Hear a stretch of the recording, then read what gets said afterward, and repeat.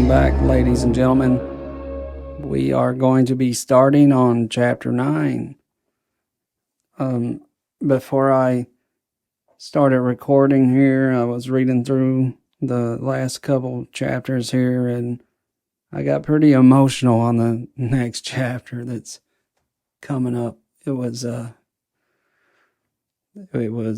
pretty intense, and I'm kind of curious about how that's going to be when I've got to sit here and read that out.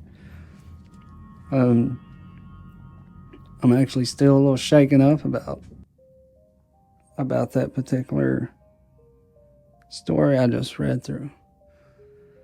I'm trying to do my best here to record. I've got it's already a Saturday. I've had a pretty rough week, a lot of anxiety this week with things I've got going on in my personal life, but, I'm still fighting the good fight, trying to get this channel going here, keeping the schedule going. I live in a little horseshoe area, and the railroad tracks are right across from me. So I've got the railroad tracks. I live in a corner lot, got dogs barking all the time. My neighbor, few houses diagonally from me, he's been mowing his yard, but we all got stuff we gotta do. But I'm gonna try and record this. I'll do it in the middle of the night a lot, or at least really late in the evening, but it's early. I got a lot to do. Now I do want to let you know there are a couple things in this chapter that I did not put in the book. I'm gonna tell my listeners about it. I left these things out in my book. I might be able to explain why. I'm not sure. Once I get to that particular spot, I might stop and elaborate on it, what I left out of the book. Here we go. This is the beginning of chapter 9. I'm sure you can tell by now, the probability of my entire family being experimented on, it's very high. I personally have not witnessed every individual in my family having contact with these entities. I am fairly certain the Greys spent a lot of time with my siblings before I came of age. I will get to the testimonies of my family eventually, but I can say with certainty some of my siblings either don't remember things or have somehow blocked the memories. My knowledge of psychology goes about as far as one semester in college. I used to think that suppressed traumatic memory was hogwash, and I must say my thoughts on the subject did not change until writing this book. I have discovered a load of detail in these events by reliving them. These memories of mine had been sized down to small stories I told over and over again. I had simply told them so much that eventually they became just stories. Each event became more like a script, but the setting down to write these memories out forced me to relive these events.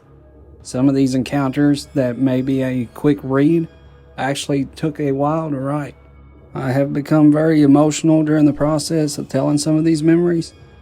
So emotional, in fact, at times I have stopped writing and removed myself entirely from the memory. It sometimes feels like these memories are pockets of time that have not progressed. When I focus on these memories, there is a power that takes over. I feel the fear and anxiety I felt as a child. Sometimes the emotions are very strong and I want to stop right away, but I force my way through because I know my story must be heard in order to help others. I know not everyone reading this book or listening to these stories has had experiences, or they may have just had one or two experiences. Some readers are just interested in the subject matter, or just enjoy a good story. But the main goal is to help those that are wanting their experiences to stop. After having my mind changed on the topic of blocked traumatic memories, I think it's possible anyone could have blocked memories of these entities. Even you, the reader of this book. I know my brother Lee has only ever told me of one unique experience. An experience that he would later claim was a joke when I told our family. Myself, on the other hand, remember one vivid account of my brother Lee being taken. To the best of my knowledge, he has no recollection of this event.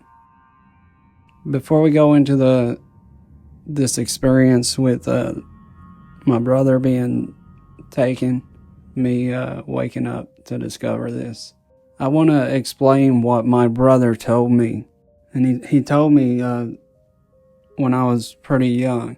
Me and him were down at the creek at the apartment complex. And we were talking about my experiences, and I believe I was showing him the cattle field and telling him about how I was convinced that that's where the ship was coming at night. Now, he sat there and told me an experience that he had out on the farm before we moved to town. I believed him. And when I told the family about it, he denied it, said that he was just joking around. Maybe he was joking around, but I'm going to tell you what he told me because I believed it. Because it sounds just like something that he would do, because he was fearless. When we were growing up, he was absolutely fearless. He was an outsider, kind of, to us. He kind of done his own thing. So he told me he woke up in the middle of the night and he heard a lot of noise on the roof, and he went to investigate it. He went outside in the middle of the night. Now, if you know my brother, this brother in particular, this was nothing to him. I mean, the boy was absolutely fearless. He had no emotions when it came to stuff like this. So he says he went outside of the little farmhouse and he seen some kind of ship on the roof of the house. He said it was just hovering a couple feet above the house. And he said he went around back, got a ladder. There was a ladder that set around back of the house, and he went and grabbed the ladder, took it to the side of the house, climbed up to where he was at the roof, and he said the ship was just sitting there floating a couple feet above the shingles there in the house. He said there was no entities around or anything, and he actually drew in the mud what the ship looked like. I guess I'll show that on the screen here. I'll kind of do a quick drawing of that. But he said that he reached out and touched the ship. And he said when he barely touched it, the ship floated 2 to 3 feet away from him, just like it was weightless. He said that once he filled his curiosity, he climbed back down the ladder. He put the ladder back up and went back inside the house. And that was the experience that my brother told me about, that he experienced out on the farm. And then years later, he denied it. And he don't even remember telling me about it. So, whatever you want to take from that, I'm still 50-50 about it, just because I know my brother and I know that he would do something like that.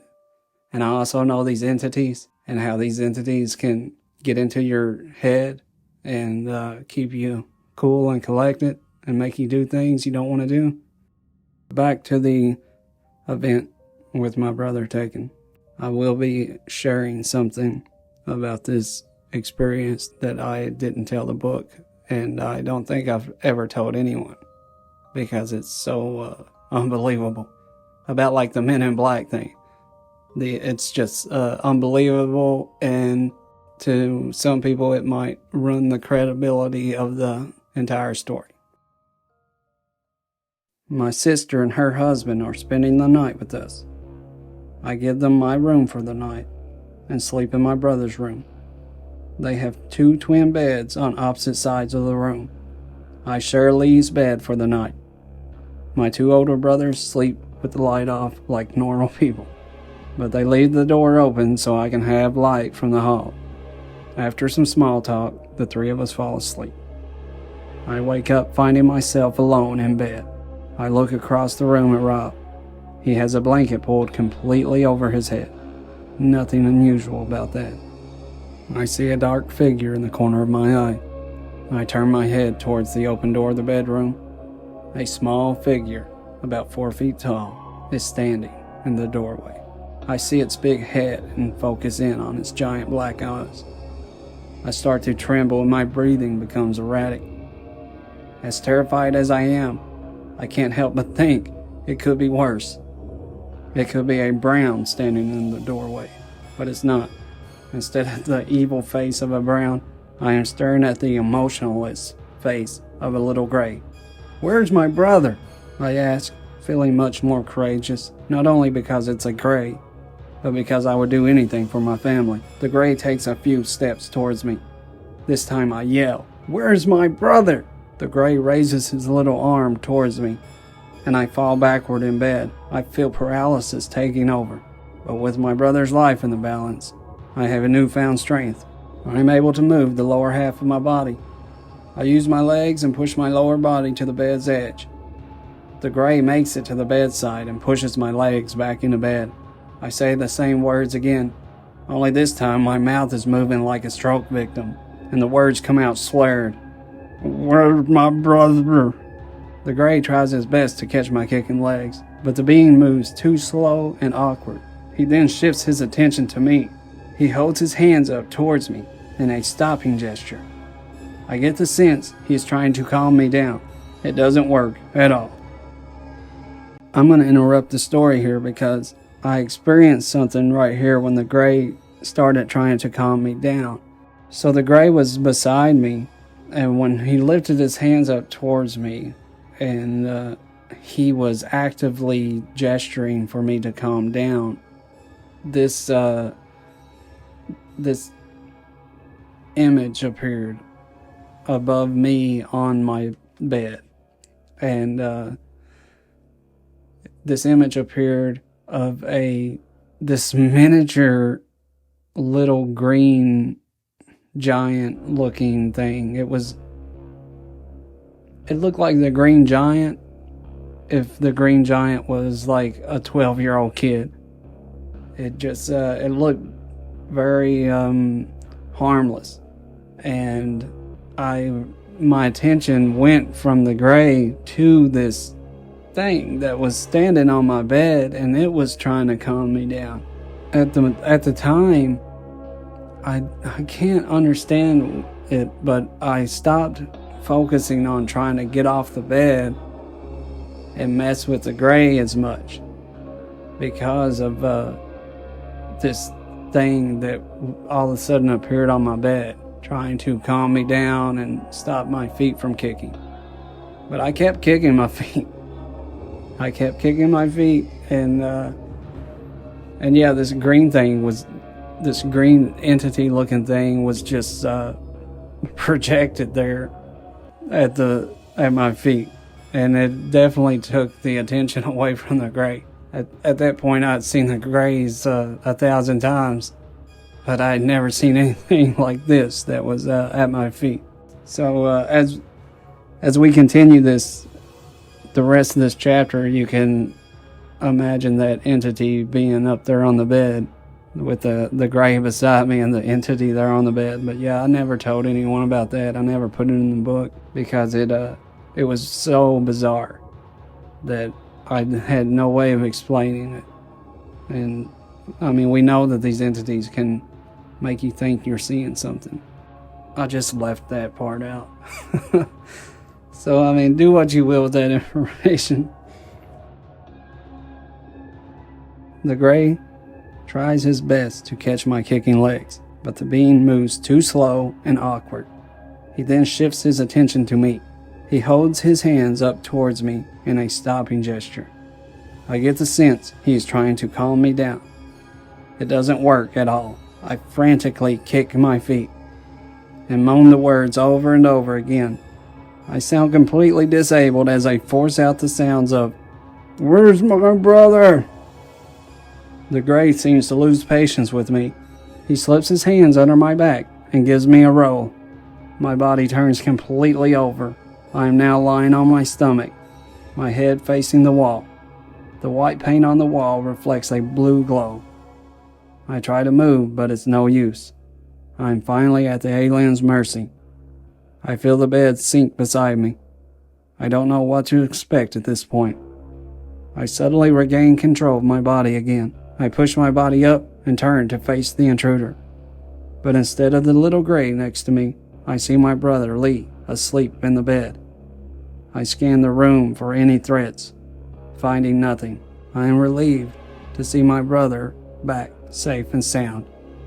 I wrap my arm around his neck, giving him a hug without waking him. I lie back in bed and fall asleep, watching the lit doorway of the room.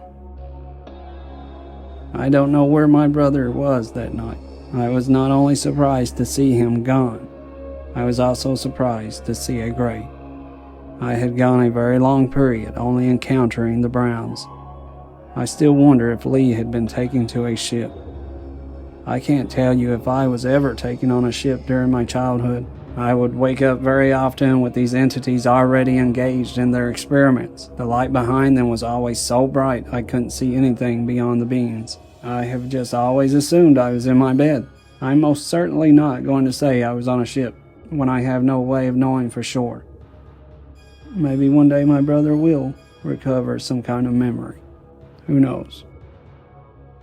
While I'm on the topic of spaceships, I should bring up 2 significant spaceship events during my teenage years. The first one, my family is familiar with because of the strange circumstances surrounding it. I was 15 at the time of the first memory. I know this because I got a job at McDonald's the day after my 15th birthday. Okay, so the very next part of this chapter is going to be the spaceship crash that I've been talking about at the end of like the past 4 or 5 videos I've been talking about. Maybe we're getting to the ship crash. But, it's good that it's next week because I'm going to try and interview my parents, maybe. And maybe even go over there to the old complex and get some pictures or something to show you guys. Maybe I can get around to that. That would be great, I think. If I could get back on the old farm, I would go and get a bunch of footage and pictures of the old farm. But the gate's been locked every time that we go out there. And it's pretty far back on the farm. I guess I kind of done the commentary as I told the stories this week. I know that this wasn't a great video here. The stories were small, but I hope that you enjoyed the stories. So yeah, next video coming up is definitely we're going to talk about the strange occurrence when possibly a UFO crashed down by the cattle field. So we'll finally be talking about that next video. I'm extra tired. It's been a stressful week. Thank you all so much for listening. I'm very grateful. Thanks for subscribing and liking and comments. Thanks for everyone who's been emailing and contacting me and asking questions and things. That's really cool. I'm trying to get back to everyone as quick as I can. I'm sorry about slow responses. Thank you all so much. It genuinely means so much to me to have so many people interested in my stories and enjoying my stories. Thank you all so much. You have been listening to Mac and Creeps, Aliens, Monsters, and the Supernatural, a true story of a terrorized life.